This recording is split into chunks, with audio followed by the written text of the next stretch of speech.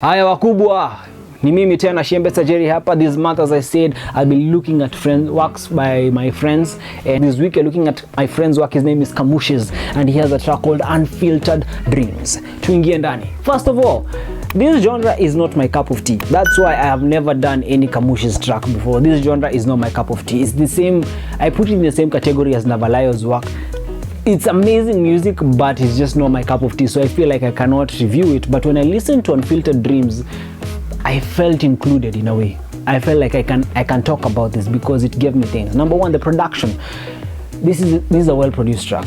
It is basic production. This is the thing. It is basic production. Like, there's nothing that Kamushez has done that's wow, like that will blow your mind. But at the same time, it's been done so well. You understand that this guy understands the fundamentals of electronic music production. You know, there are those guys who try to flex on you, waneka ma source hapo and everything crazy. I don't want to go into terminologies, but you understand. Mtu ameka hapo sira mpaka ameka sijui ma filters ngapi. But Kamushez just went to the drawing board, put the right packs, put the right sounds, put the right drums and everything. Nakazipanga vizuri pole pale, and it made sense. And that is something amazing. Sometimes simplicity is key, especially in such a genre. And that's something I want to appreciate. He did not go over the top, but at the same time, as much as it was basic production elements, he did not slouch. He did not go for the low-hanging fruit, as some people will say it. Now, the next thing I want to talk about is mixing and mastering. Sasa hapa ndo sako na vituko kidogo. There are some parts. Let's start with the ugly. The bad part is, I feel like if there was more texture to the track, maybe there was more headspace, there was more air. Like I never, there are elements I wished there was more space. Like I felt like I was floating in space, and that took me out for a bit until the transition came on, and then these elements came in, and that is a disconnect. I feel like it's one of those projects that just need a little bit more. If one day he releases a remix and a remastered version, this track will blow you out of the water. It's like, if you know Kamaru is another electronic artist who is amazing.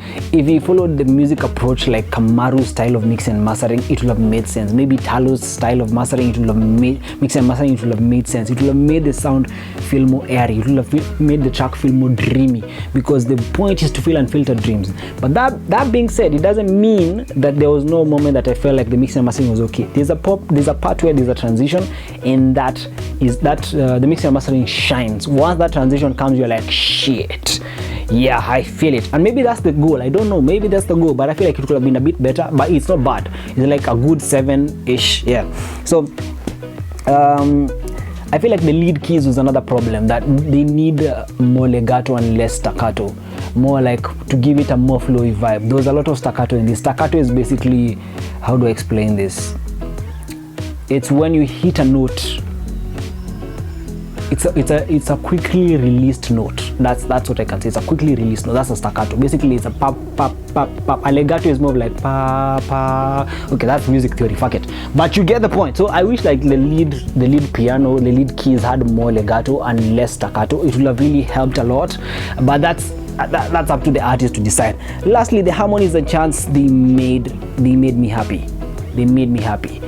I never felt like everything was intentional. Every harmony, every chant was intentional, and that is an amazing feeling when you feel like, wow, this is where it's supposed to be. And that sometimes I'll be like, wow, I did not see that one coming. You know, that's something that I really appreciate a lot. I like being surprised, but at the same time, I like also anticipating and being paid off. And talking about paying off, the payoff and the build up was amazing. That's why I'm talking about the switch. Just listen to this track and look for the switch. Wait for the switch. Once it happens, you'll tell me in the comment section, did you appreciate the switch? Last but not least, it feels like there's a part 2. It ended so abruptly, but at the same time, I wish there's more. I'm hoping there's more, so I'm probably gonna listen to his album or something and give you, and if I feel like I can vibe with it, I'll probably do a review or something. But so far, what do I think of Unfiltered Dreams? Unfiltered Dreams is a good 8, man. This is a good track. This is an amazing track. If you like folk fusion, if you like electronic folk fusion, I don't know what genre this is, but if you really want something different from the pack, go listen to this track and tell me what you think. It has some African vibes and everything. Go support my friend. His name is Kamushez. You can buy the track and everything. I'll share the link down below for where you can listen to it. That being said, it's been me, Shembesa Jerry. Thank you for tuning into Fnnr for news and reviews. This is our third last episode in this space. So see you next week. Bye bye.